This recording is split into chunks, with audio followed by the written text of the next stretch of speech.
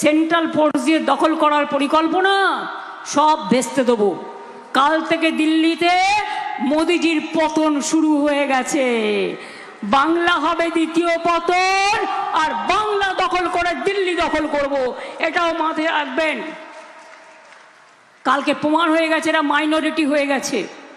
একটা মাইনরিটির গভর্নমেন্ট দুটো পার্টিকে দিয়ে থুয়ে চালাচ্ছেন। নীতিশ কুমারকে দেখলেন তো, নির্বাচনের সময় কাজে লাগালো, তারপরেই তাড়িয়ে দিল।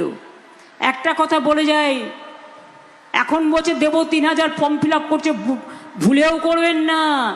আপনার নাম, ঠিকানা, আপনার ব্যাংক অ্যাকাউন্ট সব নিয়ে নিচ্ছে। এরপর আপনার অ্যাকাউন্টে যেটুকু টাকা আছে সেটাও দখল করে নেবে, লুট করে নেবে। খবরদার ওই ফাঁদে পা দেবেন না। এরা এক একটা এজেন্সি চিটার।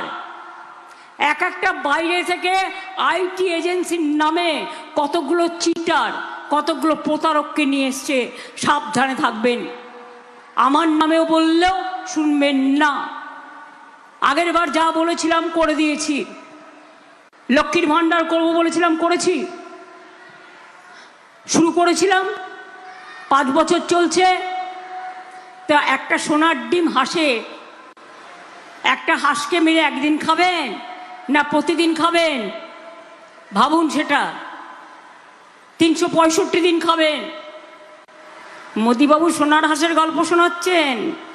ক্ষমতায় আসার আগে 2 কোটি চাকরি দেবেন বলেছিলেন। 12 বছরে 24 কোটি হয়। কটা দিয়েছেন? একটাও দিয়েছেন। আর আমরা 2 কোটি লোকের চাকরি দিয়েছি, শুধু বাংলা একটা রাজ্য। অনেক উন্নয়ন করা হয়েছে, রাস্তা থেকে শুরু করে, হাসপাতাল থেকে শুরু করে, কর্মসাথী থেকে শুরু করে, কৃষক থেকে শুরু করে, শ্রমিক থেকে শুরু করে, ছাত্র থেকে শুরু করে, যৌবন থেকে শুরু করে, স্বাস্থ্য সাথী থেকে শুরু করে, বিনা পয়সায় রেশন থেকে শুরু করে, ফ্রিতে সাইকেল দেওয়া থেকে শুরু করে, বাচ্চাদের বিনা পয়সায় মিড ডে মিল থেকে, জামা কাপড় থেকে, জুতো দেওয়া থেকে শুরু করে, লোকপোষা শিল্পীদের ভাতা, মুয়াজ্জিন ইমামদের। আমাদের সরকার আজীবন চালাবে, এটা মাথায় রাখবেন। সারা জীবন কারো কাছে ভিক্ষা নেওয়ার দরকার নেই। 2, যুবসাথী যারা এখনো পাননি অ্যাপ্লাই করবেন, তাদের চাকরি করে দেওয়ার দায়িত্ব আমাদের। 3, দুয়ারে সরকার দেখেছেন, আমার পাড়া আমার সমাধান দেখেছেন। এবার দুয়ারে স্বাস্থ্য করব। আপনার ব্লকে, আপনার টাউনে ডাক্তাররা যাবে, ইঞ্জিনিয়াররা যাবে, সিস্টাররা যাবে, প্যারামেডিক্যাল স্টাফ যাবে, আপনার চিকিৎসা করবে। যারা ক্ষুদ্র চাষি, তাদের 2000 টাকা পর্যন্ত ইলেকট্রিক বিল, ইরিগেশনের জন্য মাফ করে দেওয়া হয়েছে। ভাগ চাষিদেরও 4000 টাকা করে দেওয়া হচ্ছে। যার 1 একর জমি আছে সেও 10,000 টাকা পায়। রূপশ্রী থেকে কন্যাশ্রী, কন্যাশ্রী থেকে শিক্ষাশ্রী, শিক্ষাশ্রী থেকে আর কত বলবো, ঐক্যশ্রী। আমার 105টা স্কিম আছে। 100 দিনের কাজের টাকা বন্ধ করে দিয়েছে, গ্রামীণ আবাসনের টাকা বন্ধ করে দিয়েছে। তা সত্ত্বেও মনে রাখবেন, 1,30,00,000 বাড়ি বাংলায় আমরা করে দিয়েছি। এখনও যাদের কাঁচা বাড়ি আছে, আগামী দিন সবার পাকা বাড়ি করে দেবো, এটা মাথায় রাখবেন। এখনও যাদের বাড়িতে গ্রামে গ্রামে পানীয় জল পৌঁছায়নি, আগামী দিন সবার বাড়িতে নলবাহিত পানীয় জল পৌঁছে যাবে। 1 কোটি লোকের বাড়িতে পৌঁছেছে, বাদবাকিটা আগামী দিন করে দেব। 25% সিপিএম আমলে ডিএ পড়েছিল, সেটাও দিয়ে দেওয়া হয়েছে। আর 4% ডিএ যেটা বাজেটে অ্যানাউন্স হয়েছিল, সেটাও আপনারা পেয়ে যাবেন।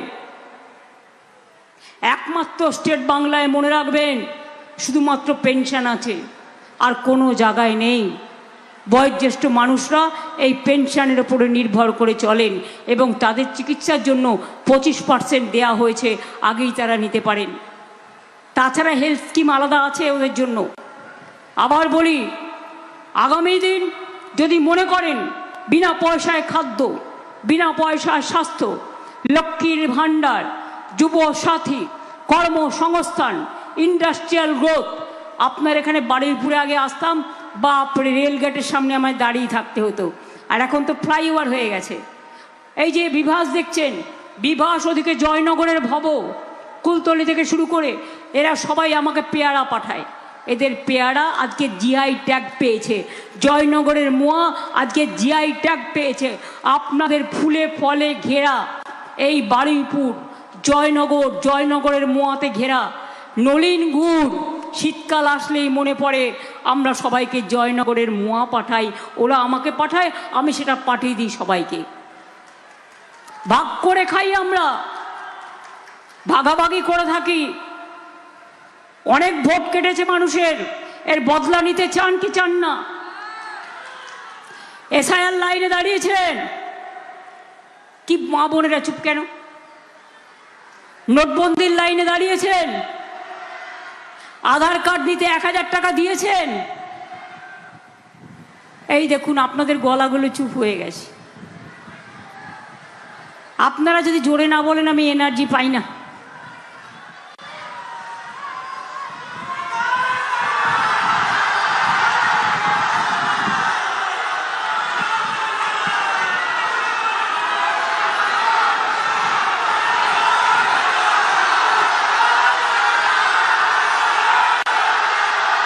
অনেক লাইনে দাঁড়িয়েছেন তো, এবার বিজেপিকে বেলাইন করার খেলা।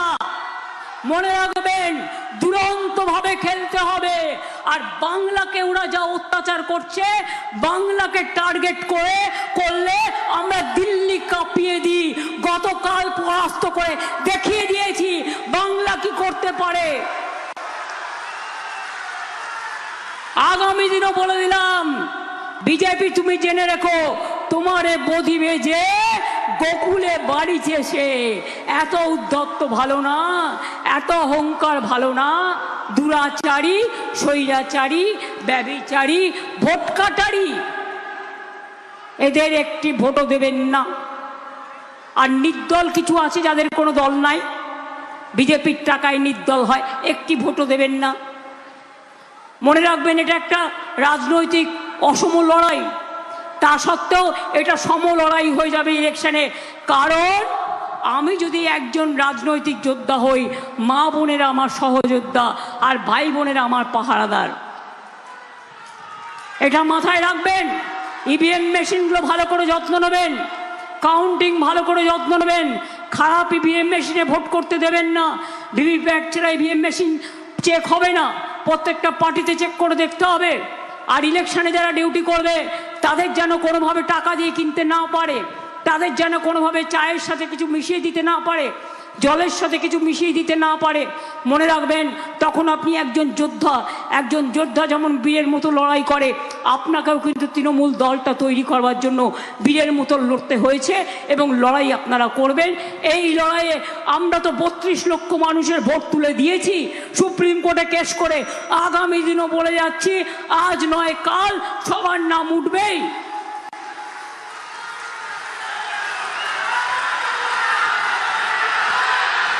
আমি লড়াই শুরু করলে ছাড়ি না।